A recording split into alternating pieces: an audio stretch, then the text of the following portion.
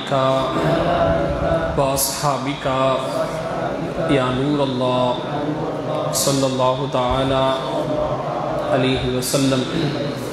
پڑھیے بسم اللہ الرحمن الرحیم۔ نویت سنت الاعتکاف۔ اعتکاف کی نیت جو میں نے آپ کو پڑھایا، نویت سنت الاعتکاف، اس کو اعتکاف کی نیت بولتے۔ یہ ہر ہمارے پروگرام میں شروع میں آپ کو بتایا جاتا ہے کہ اگر یہ بندہ پڑھ کر مسجد میں بیٹھ گیا تو جب تک بیٹھا رہے گا ہر سانس کے بدلے میں اس کے نامہ اعمال میں فرشتے نیکیاں لکھتے رہیں گے۔ اب دیگر جو نیکیاں ہیں اس کا ثواب تو ملتا رہے گا، نماز پڑھا اس کا الگ ثواب، بیان سن رہا اس کا الگ ثواب، درود پاک پڑھ رہا بندہ اس کا الگ ثواب، نعتیں پڑھ رہا اس کا الگ ثواب، نعتیں سن رہا اس کا الگ ثواب، مسلمانوں سے ملاقات کر رہا اس کا الگ ثواب، مسلمانوں کو سلام کر رہا اس کا الگ ثواب۔ بہت سارے آپ کو نیکیاں ملیں گی، لیکن یہ اعتکاف کی نیکیاں ایسی ہیں اگر بندہ فری میں بھی خاموش بھی اگر بیٹھا رہا بندہ تو بھی اس کے نامہ عمل میں نیکیاں لکھتے رہیں گے۔ اسی لیے جب بھی آپ مسجد میں آئیں تو ضرور اس کو یاد کر کے آپ کر لیں۔ اب کیونکہ الحمدللہ ہمارے پیروں کے پیر جناب غوث اعظم رضی اللہ تعالیٰ عنہ عبد القادر جیلانی رحمۃ اللہ علیہ کا یہ مہینہ ان سے نسبت ہے، ربیع الثانی سے کہتے ہیں، تو اس مہینے میں ان کی یاد، ان کا ذکر، ان کی شان، ان کی سیرت ہم بیان کرتے ہیں، اور ہمارے گھروں میں ان کے ایصال ثواب کی نیت سے، ان کی بارگاہ میں ثواب پہنچانے کی نیت سے بہت سارے اعمال کیے جاتے ہیں۔ تو اس کی ضمن میں کچھ باتیں ولایت کے حوالے سے، کیونکہ یہ ولیوں کے سردار ہیں اور کیونکہ یہ ولیوں کے امام ہیں، جس طریقے سے انبیاء علیہ السلام میں ہمارے آقا کریم علیہ السلام تمام انبیاء کے سردار ہیں، تمام انبیاء کے امام ہیں، تو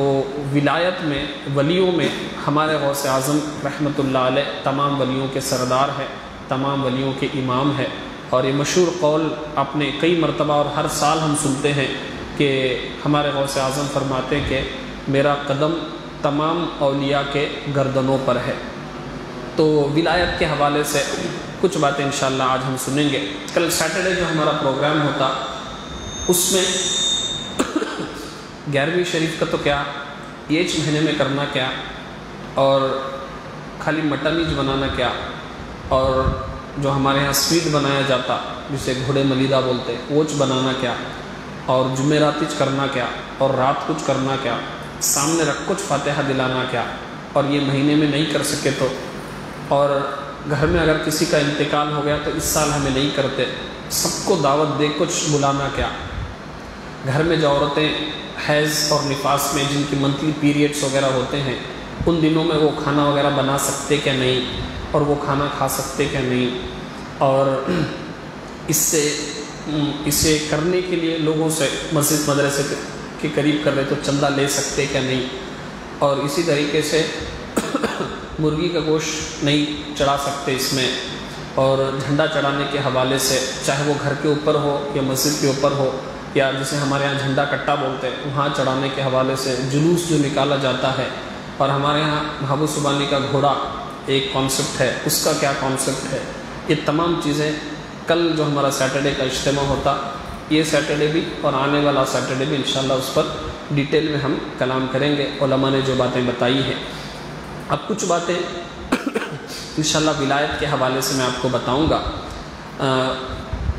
پہلے پڑھوں گا اس کے بعد سمجھانے کی بھی میں کوشش کروں گا۔ ولایت کی تعریف، ڈیفینیشن کیا ہے، میننگ ولایت کسے بولتے ہیں۔ صدر الشریعہ بدر الطریقہ حضرت علامہ مولانا مفتی امجد علی اعظمی رحمۃ اللہ علیہ فرماتے ہیں ولایت ایک قرب خاص ہے کہ مولا عز و جل اپنے برگزیدہ بندوں کو محض اپنے فضل و کرم سے عطا فرماتا ہے۔ صدر الشریعہ بدر الطریقہ یہ بہت بڑے عالم دین اور بہت محبوب اللہ کے بندے یہ گزرے ہیں، اور اعلیٰ حضرت کے خلیفہ ہیں، اور بہت بڑے عالم دین۔ صدر الشریعہ، صدر بولتے ہیڈ،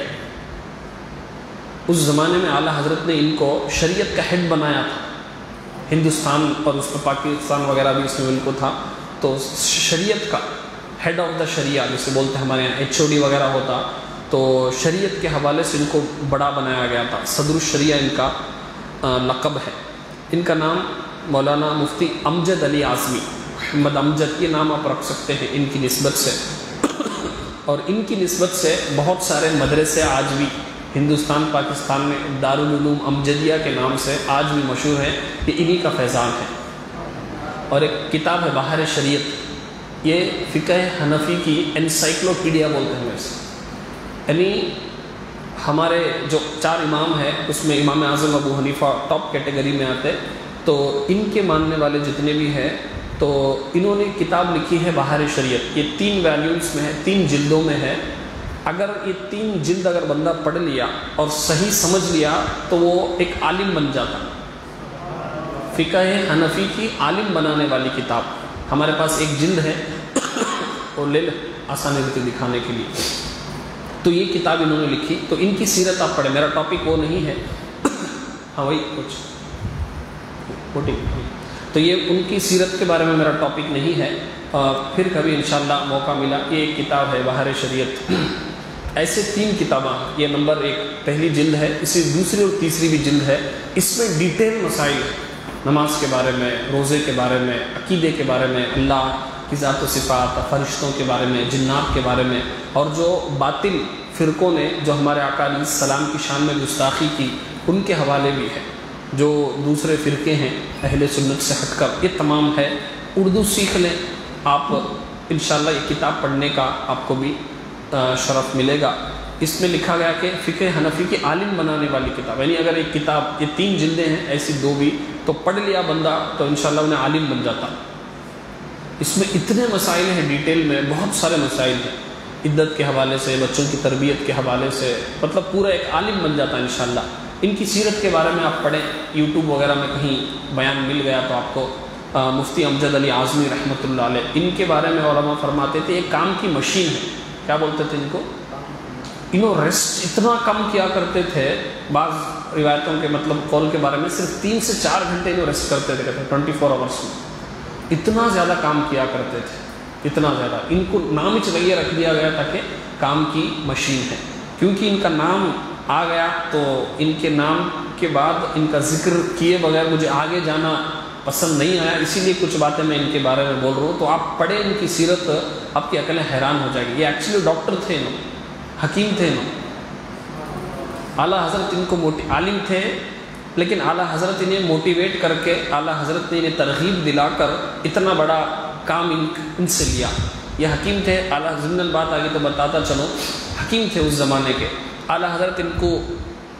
موٹیویٹ کرے، ان کو سمجھائے۔ اگر آپ حکیم علاج وغیرہ کریں گے یہ بھی اچھی بات ہے، لیکن اگر آپ یہ پیشہ، یہ پروفیشن اختیار کریں گے تو، کیونکہ حکیم جب علاج کرتا ہے تو اسے یورین ٹیسٹ وغیرہ بھی کرنا پڑتا ہے، بلڈ ٹیسٹ بھی اگر کرنا پڑتا ہے، تو اگر آپ حکیم کا پیشہ اختیار کریں گے تو صبح میں آپ کو روزانہ یہ یورین ٹیسٹ وغیرہ لوگ پیش کریں گے، تو یہ چیزوں میں آپ کی مشغولیت ہوگی۔ لیکن اگر آپ ایک عالم دین بن کر لوگوں کو سکھائیں گے تو روزانہ اللہ اور اس کے رسول کی باتیں آپ کی زبان سے نکلیں گی اور لوگ سنیں گے۔ تو آپ خالی یہ چند جملے تھے، اسی لیے کبھی کبھار ایک انفرادی کوشش، انڈیویجولی اگر آپ کسی کو سمجھائیں کہ نماز کی پابندی کر، تو یہ ضروری نہیں کہ بڑا بیانی چھونا کر، کبھی کبھار ایک بندے کو پرسنل لے کو اگر آپ کہیں سمجھائیں تو اس کے دل پر جو بات آپ کی اثر کر لیتی، کبھی کبھار انہیں اتنا بڑا دین کا کام کر سکتا جو بڑے بڑے لاکھوں کے پروگرامز اور بڑے بڑے سٹیج کے ذریعے سے وہ کام نہیں ہوتا۔ بہرحال تو انہوں بہت بڑے مفتی، بہت بڑے عالم دین، انہوں کیا فرما رہے سنو۔ ولایت ایک قرب خاص، ایک خاص اللہ تبارک و تعالیٰ کی کلوز، خاص مطلب بہت کلوز، یعنی بہت قریب بندہ ہوتا۔ ولایت ایک قرب خاص ہے کہ مولا اپنے برگزیدہ بندوں کو محض اپنے فضل و کرم سے عطا کرتا، یعنی بندہ اللہ کی اتنا زیادہ قریب ہو جاتا، ولایت جب اسے ملتی، جب انہیں اللہ کا ولی بن جاتا، ایک اس کا مطلب یہ دوست بھی ہے، مددگار بھی ہے، تو جب بندہ ولی بن جاتا، جب اسے ولایت عطا کی جاتی تو انہیں اللہ کے اتنے قریب ہو جاتا جس کی وجہ سے اللہ تبارک و تعالیٰ کے انعامات اس کے اوپر اتنا ظاہر ہوتے اور وہ اللہ کے قریب اتنا کلوز ہو جاتا، قریب، وہی فرمایا گیا ولایت ایک قرب خاص کا نام ہے، یعنی اللہ کے قریب ہو جاتا ہوں۔ اب اس کا مطلب کیا میں آگے آپ کو بتاتا ہوں۔ وہ کسے عطا کی جاتا؟ اپنے محبوب بندوں کو، برگزیدہ بندوں کو اپنے فضل سے عطا کرتا، یعنی اس سے یہ بات بھی پتہ چلی کہ انسان کتنی بھی نیکیاں کر لے، کتنی بھی عبادتیں کر لے، ولایت اسی کو عطا کی جاتی ہے جسے اللہ پسند کرتا ہے۔ یعنی اللہ اپنے کرم سے ولایت عطا کرتا، انسان اپنی نیکیوں سے ولایت نہیں حاصل کر سکتا، انسان اپنی عبادت سے ولایت حاصل نہیں کر سکتا، اپنے اچھے کاموں سے بندہ ولی نہیں بن سکتا۔ یہ اللہ تبارک و تعالیٰ کا فضل و کرم ہوتا کہ غوث اعظم ابھی ماں کے پیٹ میں ہے، 15 پارے حفظ کر کے ایک قول کے مطابق زمین دنیا میں آ جاتے ہیں اور بچپن ہی میں اپنی کرامتوں کا ظہور کرتے ہیں۔ حالانکہ غوث اعظم اس وقت ابھی نہ عبادت کرے، نہ نیکیاں کرے، نہ علم حاصل کرے۔ تو ولایت جو ہے ایک ہوتا کسبی، ایک ہوتا وہبی۔ کسبی مطلب انسان محنت کر کو حاصل کرتا، کوشش کرتا، ایک ہوتا وہبی یعنی اللہ کی طرف سے عطا ہوتی۔ تو ولایت جو ہے اللہ کسی کو ولی بناتا جب اپنا قرب خاص عطا کرتا تو یہ اس کی عبادت کی وجہ سے، اس کی نیکیوں کی وجہ سے نہیں کہ انہیں 100 سال عبادت کرا، انہیں 50 سال عبادت کرا، نہیں۔ بشر حافی شرابی تھے، یہ شراب کے حوالے سے بہت مشہور تھے، لیکن ایک عمل اللہ کو پسند آ گیا کہ راستے میں اللہ کا نام پڑا ہوا تھا، وہ لے کر انہوں نے صاف کر کے کہیں اوپر مقام پر ہوا، لیکن وقت کے ولی بن گئے، اور ایسے ولی بن گئے کہ یہ جب انہوں نے جب دیکھا کہ اللہ تبارک و تعالیٰ کا پیغام ان کو آیا کہ اللہ نے انہیں ولایت عطا کی، تو اس وقت یہ برہنہ پیر تھے، یعنی بغیر چپل کے تھے، تو انہوں نے طے کر لیا کہ میں اب مرتے دم تک بغیر چپل ہی رہوں گا۔ تو فرمایا گیا کہ جس گلی سے یہ گزرتے نماز کے لیے، اس گلی میں جانور کتے وغیرہ پیشاب پاخانہ نہ کرتے تھے، کیونکہ اللہ کا ولی گزرتا ہے۔ اور جس دن کسی نے دیکھا کہ اس گلی میں کسی کتے نے، کسی جانور نے پیشاب پاخانہ کر دیا، تو لوگوں میں اعلان کر دیا کہ بشر حافی کا شاید انتقال ہو گیا۔ جب معلوم کیا گیا واقعی حضرت بشر حافی رحمۃ اللہ علیہ کا انتقال ہو گیا تھا، تو صرف اللہ کے نام کا ادب کرنے کی وجہ سے اللہ نے انہیں ولایت عطا کی۔ تو ولایت جو ہے بندہ محنتوں سے اور نیکیوں سے حاصل نہیں کر سکتا، کہ بس اللہ تبارک و تعالیٰ اپنے فضل سے اور اپنے کرم سے جسے چاہے عطا کرتا ہے۔ اب کیونکہ یہ قرب خاص ہے، یعنی بندہ اللہ کے بہت زیادہ قریب ہو جاتا، بہت زیادہ وہ اللہ کا محبوب بن جاتا، اللہ کا پسندیدہ بندہ بن جاتا، اللہ کا دوست بن جاتا۔ اب نتیجہ یہ ہوتا کہ اس سے ایسی چیزیں ظاہر ہوتی، کیونکہ اللہ کا قریب ہو گیا، اللہ کا محبوب بندہ ہو گیا، تو اب اس سے اظہار ہوتا۔ جب یہ دعا کرتا تو اس کی دعا رد نہیں ہوتی، جب یہ اپنے ٹھوکر سے حکم دیتا تو مردے زندہ ہو جاتے، جب یہ اللہ کی بارگاہ میں دعا کرتا تو لوگوں کی تقدیریں بدل جاتی، جب یہ اپنا ہاتھ ڈال کر بیٹھے بیٹھے ہی کئی سال پہلے جو کشتی ڈوبی ہوئی تھی اس کو بھی نکال دیتا۔ تو یہ ولایت اللہ تبارک و تعالیٰ اپنے بندے کو جب عطا کرتا تو بہت بڑی اس کی شان ہو جاتی۔ جب اس اللہ کے ولی کی بارگاہ میں اگر کوئی بے ادبی کرے، اگر اللہ کے ولی کے حوالے سے اگر کوئی دشمنی رکھے، تو حدیث میں فرمایا گیا کہ جو اللہ کے ولی سے دشمنی رکھے گا، بغض رکھے گا، اللہ اس سے اعلان جنگ کرتا ہے۔ یہی وجہ ہے جب بندہ ولایت کے اس مقام پر پہنچ جاتا ہے۔ آگے ایک اور ڈیفینیشن اسی طریقے کا ہے، حضرت سیدنا امام فخر الدین ابو عبداللہ محمد بن عمر رازی فرماتے ہیں کہ ولایت کی تعریف کرتے ہوئے کسی عارف باللہ کا قول نقل کرتے ہیں، ولایت قرب خاص کا نام ہے، اور اللہ عز و جل کا ولی وہ ہے جو اس کے قرب کی انتہا کو پا لیتا ہے، یعنی اتنا قریب بندہ ہو جاتا اللہ تبارک و تعالیٰ کے۔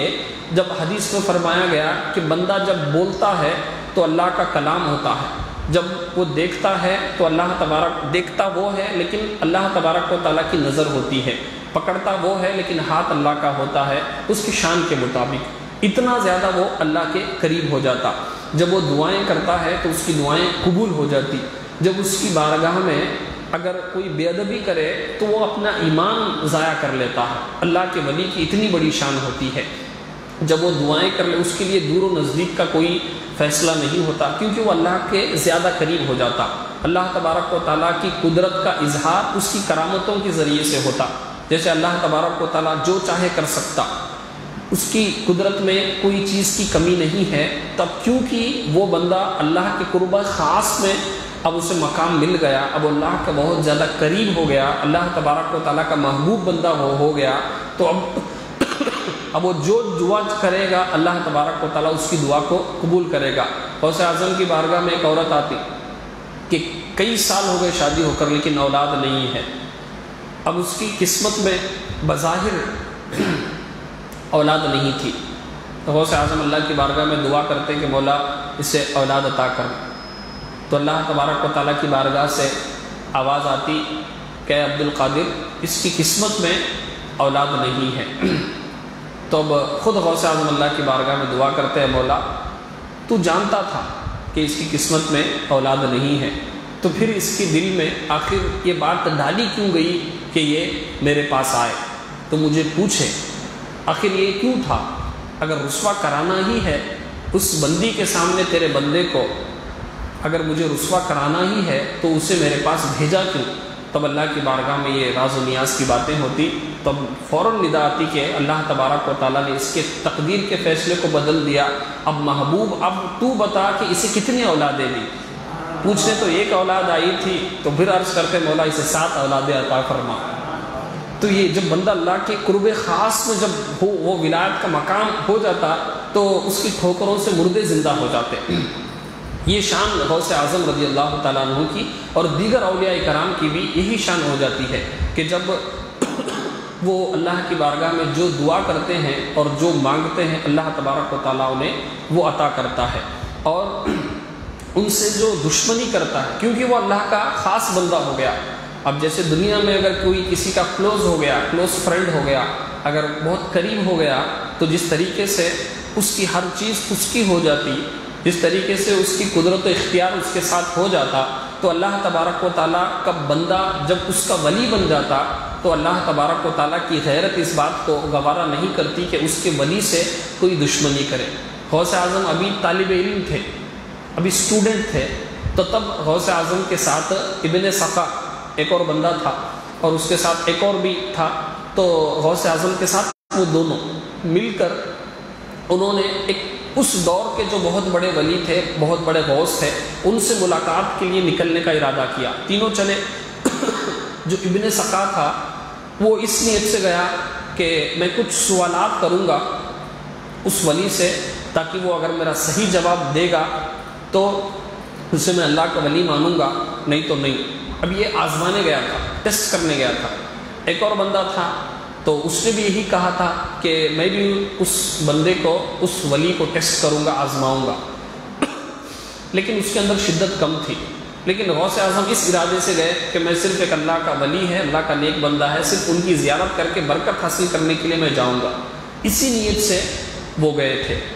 تو وہ اللہ کے ولی اس وقت کے غوث تھے، وہ جیسے ہی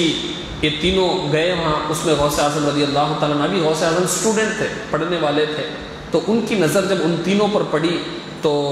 اس بندے سے اس اللہ کے ولی نے فرمایا کہ تو مجھے آزمانے آیا، مجھے سے سوالات کرنے آیا۔ تو وہ فرماتے ہیں کہ تیرے سوالات بھی یہ ہیں، تیرے جوابات بھی یہ ہیں، لیکن تیری گستاخی کی وجہ سے تیرے سے مجھے بو نظر آ رہی، کفر کی بو نظر آ رہی۔ نتیجہ یہ ہوا کہ وہ بندہ بالآخر علماء فرماتے کہ وہ کافر ہو کر مرا،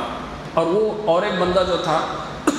اس کے بارے میں اس اللہ کے ولی نے فرمایا کہ تو دنیا دار ہو کر مرے گا۔ لیکن جب غوث اعظم کی باری آئی تو وہ اللہ کے ولی فرماتے کہ بغداد کی جامع مسجد میں ایک وقت آئے گا کہ تیری ولایت کا ڈنکا بجے گا اور پورے اولین و آخرین تمام اولیاء کی گردنوں پر تیرا قدم ہوگا، اور اس وقت تک ولایت تقسیم نہیں ہوگی جب تک کوئی ولی تیرے قدم کو اپنی گردن پر نہ لے۔ اللہ ادب و احترام کرنے کی وجہ سے تجھے یہ ولایت کا مقام عطا کرے گا۔ اب اس وجہ سے غوث اعظم کو ولایت کا مقام عطا کیا گیا۔ تو اس سے بہت ساری چیزیں، پچھلی مرتبہ میں نے آپ کو بتایا تھا، ادب و احترام، کسی کا ادب و احترام کرنا علم کی وجہ سے، تقوی کی وجہ سے، دینداری کی وجہ سے جب بندہ کرتا تو اللہ اسے بہت ساری برکتوں سے نوازتا۔ پچھلی مرتبہ بھی شاید میں نے واقعہ آپ کو بتایا تھا، امام احمد بن حنبل بہت بڑے وقت کے امام عالم دین، ایک مرتبہ ایک نہر کے پاس وضو کر رہے تھے۔ کیا کر رہے تھے؟ وضو کر رہے تھے، پانی ایسا جا رہا تھا، وضو فرما رہے تھے۔ ایک بندہ امام احمد بن حنبل کے بازو میں آ کر بیٹھ گیا، انہیں بھی وضو کر رہا، لیکن کیونکہ پانی کی رفتار اس طرف تھی، پہلے وہ بندہ وضو کر رہا تھا، وہ پانی وضو کا استعمال کر کے وہ بندہ استعمال کرنے کے بعد امام احمد بن حنبل کے پاس آ رہا تھا۔ اب اس کے دل میں خیال آیا، کیونکہ ایک بہت بڑے عالم دین ہے، اللہ کے ولی ہیں، میرا وضو کا پانی ان کے پاس جا رہا ہوں، وہ وضو کر رہے، اسی لیے وہ اٹھ کر وہاں آگے آ گیا تاکہ ان کا وضو کا پانی میں استعمال کروں، یہ بے ادبی نہ ہو۔ تو کسی نے مرنے کے بعد اسے خواب میں جنت میں دیکھا، پوچھا کہ کس وجہ سے اللہ نے تجھے بخش دیا، تو کہا کہ امام احمد بن حنبل کی تعظیم اور ان کا ادب و احترام کرنے کی وجہ سے اللہ نے میرے گناہوں کو بخش کے مجھے جنت میں داخل کر دیا۔ ابھی ادب و احترام، اب اس میں دو تین باتیں ضمن میں آپ کو بتا دوں۔ ایک ہے سامنے جو بندہ آپ کو دکھ رہا، اور ایک ضمن اس سے پہلے ایک اور بات دیکھ لیں، جو نبی ہوتا اس کے لیے نبوت کا ظاہر کرنا اور بولنا ضروری ہوتا کہ میں نبی ہوں، اور دلیل بھی پیش کرنا ضروری ہوتا۔ اگر سامنے والا پوچھے کہ آپ اللہ کے نبی ہیں، اس کا کیا پروف ہے، تو نبی کے لیے ضروری ہے کہ بتائیں کہ میں اللہ کا نبی ہوں، میرے اوپر کتاب نازل ہوئی ہے، یا معجزہ بتائیں۔ لیکن ولی کے لیے یہ ضروری نہیں ہے کہ وہ اپنی ولایت کا اظہار کرے، یعنی ہمارے آزو بازو ایک اللہ کا ولی بیٹھا رہتا، ہمیں پتہ تک نہیں ہوتا، یہ ضروری نہیں ہوتا کہ ولایت کو بتایا جائے، اسی لیے یہ اللہ کا قرب خاص ہے، تو اب ہمیں پتہ ہی نہیں چلتا، اسی لیے فرمایا گیا کہ ولی کو ولی ہی پہچان سکتا۔ اب ہمیں پہچان نہیں سکتے، ہمیں سامنے والے بول سکتے کہ اس کی غیبت کر سکتے، یہ تو ولایت بتانا ضروری نہیں، کوئی بھی اللہ کا ولی ہو سکتا ہزاروں میں سے۔ اور ایک قول جو بتایا گیا کہ جہاں 40 لوگ جمع ہو وہاں ایک اللہ کا ولی ہوتا، یہ بزرگان دین فرماتے ہیں جہاں 40 لوگ جمع ہو تو وہاں ایک اللہ کا ولی ہوتا۔ تو ولایت کیونکہ ہمیں معلوم نہیں ہے کہ سامنے والا ولی ہے یا نہیں، انہیں نیک بندہ ہے یا نہیں، اسی لیے ان کا ادب و احترام کرنا ضروری ہے۔ تو ضمناً ہر مسلمان کا ادب کرنا، اس کا احترام کرنا، اس کی عزت کرنا ہمیں ضروری ہو جاتا۔ کیا پتہ کون سا بندہ اللہ کی بارگاہ میں کتنا بڑا مقام و مرتبہ رکھتا ہے، ہاں اس کے اندر اگر سامنے برائی دیکھیں آپ تو اسے اچھے انداز سے سمجھائیں، یا پھر اس کی حالت میں اسے چھوڑ دیں، اس کے بجائے اس سے لڑنا، اس سے جھگڑنا، اس کی بے عزتی کرنا، یا اس کی پوری برائی کو پورے لوگوں کے سامنے ڈالنا، یہ غلط طریقہ ہے۔ کبھی کبھار ایمان ضائع ہو جاتا، کوئی اللہ کا بندہ ہوتا، جیسے حدیث میں فرمایا گیا جو اللہ کے کسی بندے سے بغض رکھے گا، دشمنی رکھے گا، تو اللہ کا اعلان جنگ ہے اس سے۔ اب اللہ سے کوئی لڑ سکتا، کوئی جیت سکتا، تو بندے کا ایمان ضائع ہو جائے گا۔ اسی لیے کسی بھی اللہ کے ولی کی شان میں گستاخی کرنا، بے ادبی کرنا، یہ بہت بڑی نادانی ہے۔ تو اب ان لوگوں کے بارے میں آپ بتائیں جو لوگ غریب نواز کی شان میں گستاخی کرتے ہوں، غوث اعظم کے بارے میں الٹی سیدھی باتیں کرتے ہوں، جو لوگ داتا علی حجویری کے بارے میں، نظام الدین اولیاء رحمۃ اللہ علیہ کے بارگاہ میں، بندہ نواز سرکار کی بارگاہ میں بے ادبی کے جملے کہتے ہوں، جو ان کو معاذ اللہ یہ کہتے ہیں کہ شرک کا اڈا ہے، یہ کفر کا اڈا ہے، ان کو الٹی سیدھی باتوں سے جو الفاظ استعمال کرتے ہیں، تو ان کا حال کیا ہوگا، جن کے بارے میں فرمایا گیا کہ جو اللہ کے ولی سے دشمنی رکھتا ہے، جو اللہ کے ولی سے بغض رکھتا ہے، اللہ کا اعلان جنگ ہے۔ اسی لیے کسی بھی مسلمان سے آپ بدظن نہ ہو، اس کی بے ادبی نہ کریں اور اس کی گستاخی نہ کریں۔ اب دو تین صورتیں اس میں بنا لیں۔ سامنے والا نیک ہے، شریعت کا پابند ہے، نمازی ہے، علم والا ہے، تو اس کا تو ادب و احترام کرنا لازم ہے، فرض ہے۔ اس کی بے عزتی کریں گے اور اس کا دل دکھائیں گے تو گنہگار ہوں گے۔ دوسری صورت، وہ سامنے والا بندہ کیسا ہے معلوم نہیں، نیک ہے اچھا ہے مجھے معلوم نہیں، فرسٹ ٹائم میں ملا، تو اس کا بھی ادب و احترام آپ کر لیں، کیا جاتا، تحقیق کرنے کی ضرورت نہیں۔ اور علماء نے جو لکھا ہے کہ جب ہم کسی پیر صاحب کی بیعت کرتے ہیں، اس میں جو ایک کنڈیشن لکھا ہے کہ وہ ظاہری طور پہ لوگوں کے سامنے گناہ نہ کرتا ہو، پرسنلی وہ اپنے گھر کے کمرے میں کیا کرتا، اس کا اور اللہ تبارک و تعالیٰ کا معاملہ۔ ہمیں انویسٹیگیشن کرنا، ہمیں انکوائری کرنا، تحقیق کرنا، معلومات کرنا، CCTV رکھنا، یا پھر اسے ہمیں جاسوس بننے کی ضرورت نہیں۔ لوگوں کے سامنے اگر وہ اچھا ہے، ایک کنڈیشن یہ بیان کی، وہ فاسق مولن نہ ہو، یعنی لوگوں کے سامنے گناہ نہ کرتا ہو، اسے تحقیق کرنے کی ضرورت نہیں، تو اس کا بھی ادب و احترام کر لے۔ ایک اور بندہ ایسا ہے جو اپنے آپ کو بہت بڑا نیک پیر ولی کہتا ہے، لیکن ظاہری طور پہ اس کے اعمال ایسے ہیں کہ اس نے نہ نماز پڑھتا ہے، گالیاں بکتا ہے اور عورتوں کو آمنے سامنے بٹھاتا ہے، اور وہ شراب پیتا ہے، گانجا پیتا ہے، کہ اس کے چہرے پر داڑھی نہیں ہے. تو اب یوں یہ کیونکہ فاسق و فاجر ہے، اب اس کو آپ سمجھانا چاہتے ہیں تو پیار سے سمجھائیں، یا پھر اس کی حالت میں اسے چھوڑ کر آپ آ جائیں. اس کو پروپیگنڈا بنانا، اس کی عزت کو تار تار کرنا، اس کی شریعت اجازت ہمیں نہیں دیتی. اس کی غیبتیں کرنا یہ چھوڑ دیں آپ. تو اسی لیے کبھی بھی کسی مسلمان کے حوالے سے بھی ہمارے سے بڑا ہے علم کے لحاظ سے، یا کبھی کبھار ہمارے یہاں بھی ہم نہ کوئی سکھایا رہتا بندہ، تجوید سکھایا رہتا، یا اس کی وجہ سے میں سدھرا رہتا ہوں، تو اگر انہیں سامنے ہے تو اس کا مذاق کرنا، یا پھر اس کے حوالے سے جوک بنانا، یا پھر اس کی نقل کرنا، یا اس کی بے عزتی کرنا، یا پھر اسے انسلٹ کرنا سب کے سامنے، یہ سب نادانی ہے، بے ادبی ہے. کیا پتہ اللہ کی بارگاہ میں اس کا کیا مقام ہے، کب اس کا دل دکھ جائے، کب اسے تکلیف ہو جائے اور اللہ ناراض ہو جاتا ہے. وہ دعا نہیں بھی کرے. اور یہ بھی یاد رکھو، یہ جو میں نے ابھی آپ کو واقعہ بتایا، 3 لوگ گئے تھے، اس میں غوث اعظم بھی تھے، تو وہ اللہ کے ولی بد دعا نہیں دیے. جو اللہ کا ولی ہوتا وہ کبھی دعا نہیں دیتا، یہ یاد رکھو. انہوں نے پریڈکٹ کیا، انہوں نے بتایا، کیونکہ اس کی حالت ایسی ہے یہ کفر پر مر سکتا. انہوں بد دعا نہیں دیے، اس کی حالت دیکھو، انہوں بتایا سب کہ انہیں آگے جا کر کفر پر مر سکتا. اللہ کا ولی کبھی بد دعا نہیں دیتا، بلکہ وہ لوگوں کو مدد کرتے، لوگوں کو معاف کرتے، بلکہ لوگوں کے اوپر مہربانی کرتے. جو جان کے دشمن آئے تھے، مشہور واقعہ ہے غریب نواز رحمۃ اللہ علیہ کے حوالے سے، اور خود ہمارے غوث اعظم رضی اللہ تعالیٰ عنہ، مشہور واقعہ جو ہر سال ہم سنتے ہیں کہ آپ جا رہے تھے، قافلے کو چوروں نے لوٹا، تو سب ڈاکو تھے. غوث اعظم رضی اللہ تعالیٰ عنہ نے ان کو خود بتایا کہ میرے بغل میں پیسے، لڑنے کی بات تو دور، ان کو بد دعا دینے کی بات تو دور، بلکہ الٹا ان کو ہیلپ کرتے، ان کے مطلب انڈائریکٹ، حالانکہ معاذ اللہ چوری میں نہیں، بلکہ انہوں جو بول رہے تو باقاعدہ پیسے یہاں ہے کرتے. تو یہ بزرگان دین کی شان ہوتی ہے، کبھی بھی بد دعا نہیں کرتے. تو آج بھی اگر کوئی ولی ہے، اپنے آپ کو ولی بول رہا، لیکن انہیں پیسے نہیں دیے تو بد دعا دے رہا، تو انہیں ولی نہیں. یہ یاد رکھو. پیسے پوچھنے آیا، جیسے ہمارے فقیراں اور مرشداں کہتے ہیں نا، انہیں آتے پیسے نہیں دیے تو تم نے کیا تو خرابی ہوتی، اچھا نہیں ہوتا. تو ایسے جو ٹارچر کرتا اور ایموشنل بلیک میل کرتے نا، تو انہیں اللہ کا ولی بھی نہیں ہوتا، اور انہیں ایک اچھا مسلمان بھی نہیں ہوتا، اور انہیں اسے پیسے بھی دینا ناجائز، اسے دیے تو ثواب میں الٹا گناہ ملتا. کبھی بھی اللہ کا ولی جو ہے اس کے اندر معاف کرنے کی صفت ہوتی، انہیں کبھی بھی بد دعا نہیں دیتا. اب یہاں جو پیسے مانگنے کے لیے آتے، جو مرشدان جسے بولتے تمہیں، اب تمہاری غلطی کیا ہے اس میں، چپکے تم نے بد دعا دے رہا ہوں، پیسے پوچھے دے ڈالنا، کا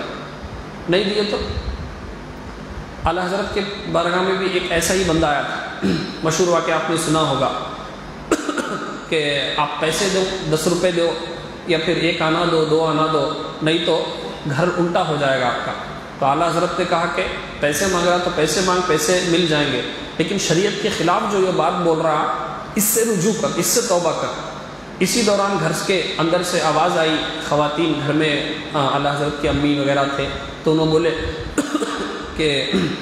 دے دے، کیوں بحث کرتے ہیں، فقیروں سے بحث نہیں کرنا. لیکن اعلیٰ حضرت کیونکہ شریعت کے محافظ تھے، یہ خود عالم دین اور بہت بڑے مفتی تھے، انہوں نے پھر وہی کہا کہ 10 روپے سے 20 روپے لے لے، اور زیادہ لے لے پیسے، لیکن شریعت کے خلاف بات مت بول.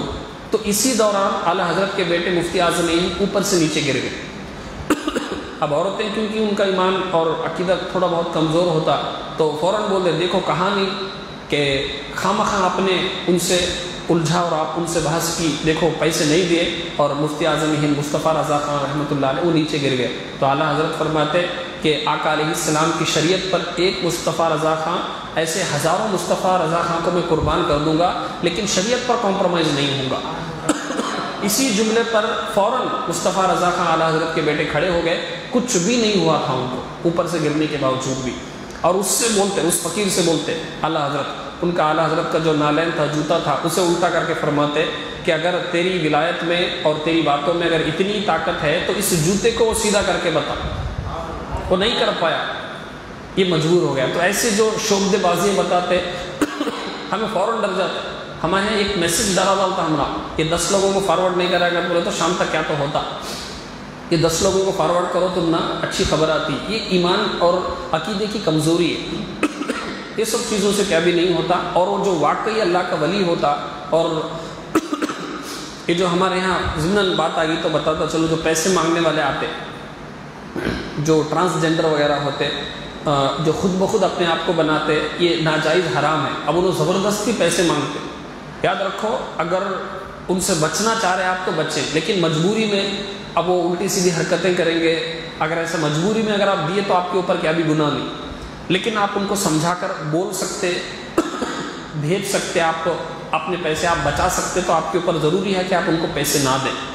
اسی طریقے سے جو پیشہ ور پروفیشنل بیگرس جو ہوتے، ان کا کام ہی وہ، بلکہ ان کی ایک ٹیم ہوتی، باقاعدہ نیٹ ورک ہوتا، باقاعدہ ان کے یہاں سسٹم ہوتا، لاکھوں کے پیسے ٹرن اوور ان کے یہاں ہوتے. تو ایسوں کو اگر آپ دیں گے تو ثواب میں الٹا گناہ ملتا. یہ یاد رکھو، اگرچہ انہیں بد دعا دے دے کیا بھی فرق نہیں پڑتا. تو اسی لیے جو فقیر ہوتا، جو اللہ کا ولی ہوتا، وہ کبھی بھی بد دعا نہیں دیتا. ایک صفت سمجھ لیں آپ، سمجھے. ہمارے ہاں اگر چائے نہیں پلے تو بد دعا، نذرانہ نہیں دیے تو بد دعا، فاتحہ کو گئے انہوں پیسے نہیں دیے تو ان کو بد دعا. یہ سب چیزیں جو ہے یہ دنیا دار قسم کے لوگوں کی ہوتی. لیکن جو اللہ کے مقرب بندے ہوتے، کیونکہ وہ اللہ کا مقرب ہو جاتا، اب اللہ تبارک و تعالیٰ کے جتنی بھی صفات ہیں وہ صفات اس کے اندر آ جاتے، یعنی اللہ کے جتنی بھی کوالٹیز ہیں وہ اس کے اندر آ جاتے ہیں.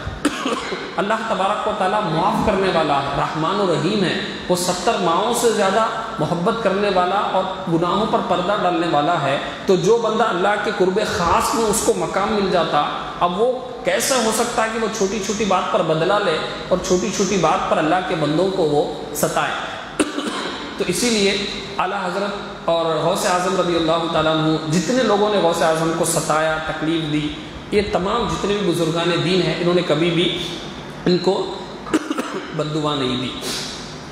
تو بہرحال میرے خیال میں وقت کافی ہو چکا ہے، تو اور کچھ باتیں اس میں ہیں. ایک آیت کریمہ ہے جو مشہور آیت کریمہ ہے، الا ان اولیاء اللہ لا خوف علیہم ولا هم یحزنون. سن لو، بے شک اللہ کے ولیوں پر نہ کچھ خوف ہے نہ کچھ غم. اب اللہ کا ولی جب اسے قرب خاص ملتا ہے، ایک صفت یاد رکھ لو، علم سے ملتا ہے. بغیر علم کے کوئی عالم نہیں بن سکتا اور کوئی اللہ کا ولی نہیں بن سکتا، اور اللہ کے قریب کوئی بھی مقام اسے نہیں مل سکتا. غوث اعظم خود فرماتے ہیں کہ میں علم سیکھتا گیا یہاں تک کہ مجھے مقام قطبیت اور مقام غوثیت پر فائز کیا گیا. غوث اعظم رضی اللہ تعالیٰ عنہ کو جو ولیوں کا سردار بنایا گیا، اس کا سبب، اس کا ریزن خود بیان کر رہے کہ میں نے علم حاصل کیا. اب ہم غوث اعظم کے چاہنے والے ہیں، ہم غوث اعظم کے ماننے والے ہیں. 11ویں کیوں کرتے ابھی تک ہمیں معلوم نہیں. 11ویں کا مطلب کیا، اس کا شرعی ڈیفینیشن کیا، یہ ایسا کیوں کرنا، یہ مہینے میں کیوں کرنا، اور اس میں یہ پابندیاں کیوں ہے، اس کے بارے میں اگر کوئی پوچھ لے تو ہم نہ پتاچ نہیں. نتیجہ یہ ہوتا کہ 30-40 سال کے بعد بھی جب ہم 11ویاں کر رہے، جب دوسرا کوئی باہر والا آ کو بولتا کہ یہ غلط کتو، انہیں اپنی دلیل اور اپنا جو لاجک پیش کرتا، ہمیں فیل ہو جاتے اور اس کی لاجک کو، اس کے دلیل کو ہمیں مان لیتے، کیونکہ اس کے پوچھنے سے پہلے ہمیں خود سیکھے نہیں 11ویں کسے بولتے کتو. اسی لیے اپنے بچوں کو اور خود بھی، اور ہمارے یہاں بڑی ہی معذرت کے ساتھ دعوتیں ہوتی، فاتحہ آدھا گھنٹے ہوتے، دعا فاتحہ کا تو وہ 40 منٹ ہو جاتا. بھائی کم سے کم 15 منٹ بٹھا کو جو لوگ آئے رہتے ہیں ان کو سمجھاؤ تو سمجھاؤ، کسی عالم دین کو بلا کو کہ فاتحہ بولتے کسے، 11ویں کئی کو کر رہے اور اس کی دلیل کیا ہے، یہ کرنا ضروری ہے، فرض ہے یا واجب ہے، وہ تو سکھاؤ. لیکن ہمارے ہاں دعوتیں ہوتی، زبردست بریانیاں کھاتے اور اس میں میٹنگاں ہوتے، اور پھر بالآخر دعا ان کو خود آتی نہیں. پھر اس میں ہمارے یہاں جیسے مشہور ہے یہی رواج کہ اس پر تانے ہوتے، گوشت اچھا نہیں تھا، تیل زیادہ ہو گیا تھا، نمک نہیں تھا، وہ بنانا تھا. اب اس میں عورتیں بھی ہوتی، عورتیں بھی زبردست میک اپ وغیرہ کر کے آتی، اب اس میں کھانے کا ہوتا. اب مطلب پورا اس میں بس سیکھنے سکھانے کا تو کچھ رکھیں. غوث اعظم رضی اللہ تعالیٰ عنہ فجر کے بعد فقہ کا درس دیتے، ظہر کے بعد تصوف کا درس دیتے، عصر کے بعد تفسیر کا درس دیتے. بلکہ غوث اعظم رضی اللہ تعالیٰ عنہ کی بارگاہ میں ہزاروں کی تعداد میں لوگ سیکھا کرتے تھے، سکھایا کرتے تھے غوث اعظم. لیکن انہی غوث اعظم کے ماننے والے ان کو خود معلوم نہیں کہ 11ویں کئی کو کر رہے. غوث اعظم کی سیرت کے بارے میں کچھ بھی معلوم نہیں. اسی لیے اللہ کا جو ولی ہوتا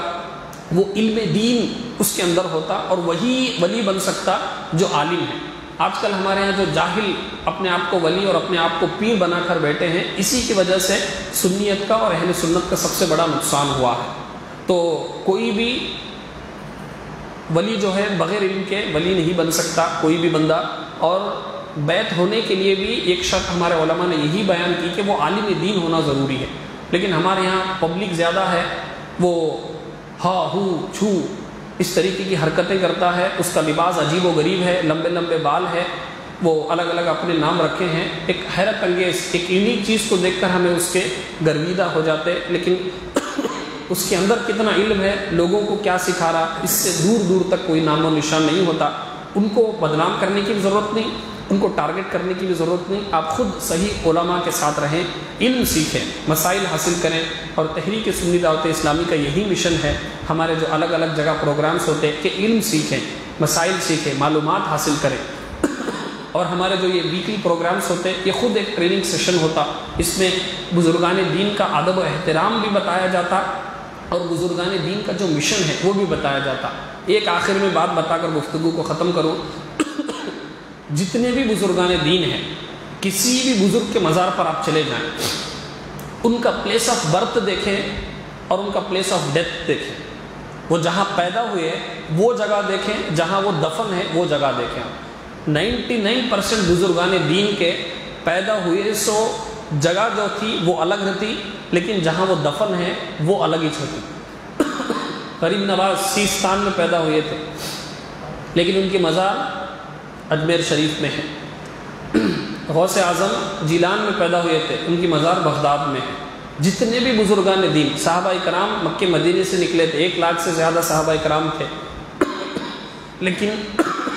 مکہ مدینے کے قبرستان میں 10,000 سے زیادہ صحابہ کرام کے مزارات آپ کو نہیں ملیں گے۔ کیرلا سے لے کر افریقہ سے لے کر ترکی سے لے کر پوری دنیا میں صحابہ کرام کے مزارات آپ کو نظر آئیں گے۔ کیا کر رہے تھے؟ یہ دو ہی چیزیں، علم سیکھ رہے تھے اور دوسرا علم سکھا رہے تھے۔ یہ دو ان کے عظیم مقاصد تھے۔ لیکن ان بزرگان دین کے ماننے والے، چاہنے والے، ہم جاہل ہیں، ہمیں کچھ بھی نہیں آتا۔ آج جو ہمارے آقا علیہ السلام کی شان میں پوری دنیا میں، فرانس میں جو گستاخی کی جا رہی، اس کا کئی اس کے میجرز ہیں، کئی اس کے اقدامات ہیں، کئی اس کے طریقے ہیں۔ اس کا ایک ذریعہ یہ کہ ہم خود علم سیکھیں اور ہمارا ہر بچہ حقیقت میں دلیل کے ساتھ ان چیزوں کا جواب دے سکے، تبھی اس کے خاتمے ہو سکتے ہیں۔ اور یہ ایک دن میں نہیں ہوتا۔ آپ کو معلوم ہے 91 92 میں جب بابری مسجد شہید کیا گیا تو یہ ایک دن میں امیڈیٹ نہیں ہوا، 15-20 سال رامائن سیریل دوردرشن میں بتایا گیا،